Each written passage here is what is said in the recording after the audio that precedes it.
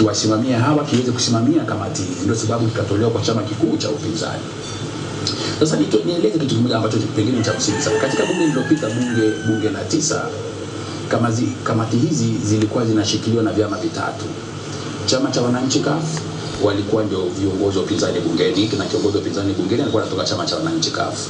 Lakini kamati hizi, moja iliongozwa na Dr. Wilbrod Slaa akiendesha kamati ya NAC ambayo inasimamia serikali za mitaa. Kuna kamati inayosimamia hesabu za mashirika ya umma, ilikuwa inasimamiwa na Mheshimiwa Zitto Kabwe, na alikuwa anatoka Chadema, na kamati ya PAC ambayo ni Public Accounting Committee ilikuwa inasimamiwa na Mheshimiwa Cheo ambaye anatoka chama cha UDP. Lakini wakati ule tulikuwa tuna utaratibu wa ushirika. Sasa katika bunge la 10 ushirika ule haujaweza kuundwa. Na sababu za msingi za kushindikana kuunda ushirika ule ni kutokana na mabadiliko ya kisiasa ambayo yamejitokeza kati ya bunge la 9 na bunge la 10, ambapo wenzetu CUF ambao tuliwaona mapema kama ni sehemu ya wapinzani 100%, sasa hivi kwa upande wa visiwani wako sehemu ya serikali. Kwa hiyo hapa tuna tatizo moja kubwa sana la msingi kwamba wenzetu wako serikalini, wenzetu wako katika upinzani bara. Wakienda visiwani wako serikalini, wakija bara wako upinzani. Hapa bado hatujaweza kupata namna ya kutegua sintofahamu hii. Na ndio sababu kubwa sana ya msingi inatufanya tunashindwa. Sasa katika hili katika, kwa hiyo dada nimalizie.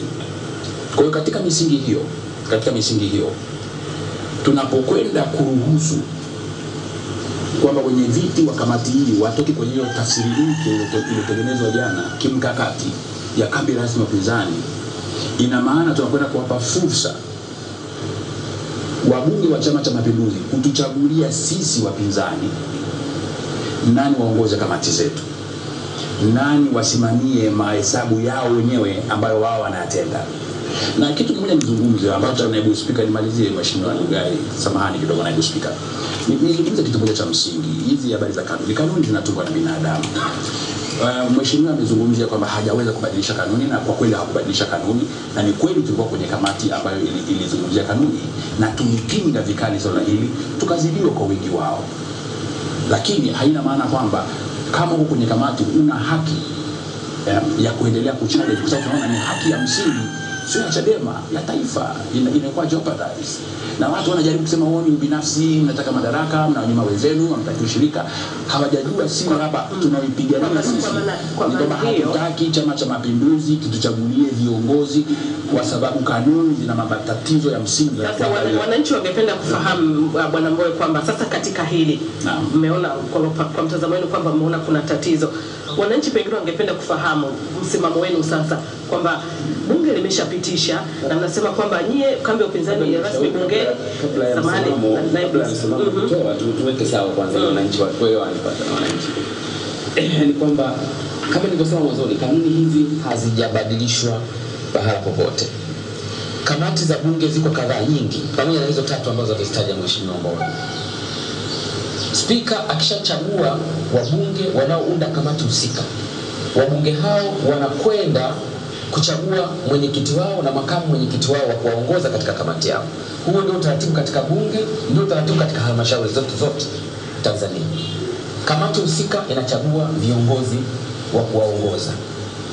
Na leo hapa Dodoma kamati mbalimbali ambazo zimeshatolewa na Mheshimiwa Spika jana zitachagua mwenyekiti wake. Sasa kwa kamati hizi 3, ni kwamba viongozi wake, mwenyekiti wake, makamu sio lazima, lakini mwenyekiti wake kwa kanuni hii ni lazima atoke kutoka kambi rasmi ya upinzani bungeni. Hili neno rasmi maana yake nini? Mnaweza mkawa, nimesema pale mwanzoni kuna threshold ya 12.5. Kama idadi ya wapinzani wote bungeni hawafiki 12.5, watakuwepo bungeni lakini hawatakuwa rasmi. Watakuwepo bungeni lakini hawatakuwa kambi inayotambuliwa na bunge. Wao hawatakuwa na kiongozi katika bunge. Watakuwepo lakini kama wabunge wa kawaida. Hiyo kambi itakuwa hakuna kambi. Ndio maana yake. Ili wawe rasmi lazima wafikie kwa umoja wao wote, ukiwajumlisha wawe ni 12.5 na kuzidi, ambako sasa hivi wanafikia hilo katika wingi wao. Kwa hiyo mwenyekiti wa kamati yoyote katika hizo 3 yeye lazima atoke kwenye kambi hiyo ambayo bunge limeshaitambua kama sasa ni rasmi. Na kambi hiyo ambayo imetambuliwa na bunge kama rasmi katika wote ni ya vyama vyote vile ambavyo sio kutoka chama kinachounda serikali. Yaani ni kwamba mwenyekiti wa kamati ya fedha lazima atoke upande ambao sio wa serikali, na wajumbe wanaochagua mwenyekiti huyo ni wajumbe wanaohusika na kamati ile tu. Kwa hiyo sio Chama cha Mapinduzi hata kidogo. Ni kwa kulakia hapo tu ni vyema nikamkumbusha Mheshimiwa Naibu Spika kwamba hizi kamati zote za bunge zina wabunge wengi wa Chama cha Mapinduzi, kwa sababu wenzetu ndio wengi ndani ya bunge. Kwa hiyo akisema watokana na Chama cha Mapinduzi pengine ameteleza kidogo. Cha msingi ni kwamba wanatokana na Chama cha Mapinduzi kwa sababu ndio wengi katika kamati zote. Kwa hiyo watakachoamua wabunge wa Chama cha Mapinduzi au chama chao ndicho ambacho kitakuwa. Kwa hiyo kwa maana hiyo wawakilishi wa vyama vya upinzani katika vyombo mbalimbali vya maamuzi katika taifa hili wanakuwa the discretion, yani wanakuwa pale kwa fadhila ya Chama cha Mapinduzi. Wanaweza wakawachagua au wanaweza wakaacha kuwachagua, na ndio mkakati ambao umekuwa unaendelea. Na mimi nakubali kwamba kwa kweli kanuni hazijabadilishwa, ila zimeongeza tafsiri yenye lengo la kubadilisha kanuni. Na ninachokizungumza hapa ni kwamba Mheshimiwa Naibu Spika na waheshimiwa viongozi wenzangu wa bunge na Watanzania watuelewe kwamba mambo yanabadilika. Kanuni hizi zinanyima haki.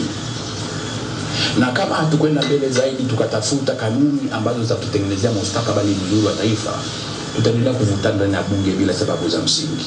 Sisi sio wenda wazimu. Tunapokuwa tunalalamikia jambo, tuna sababu za msingi za kulalamikia. Sawa, katika hilo na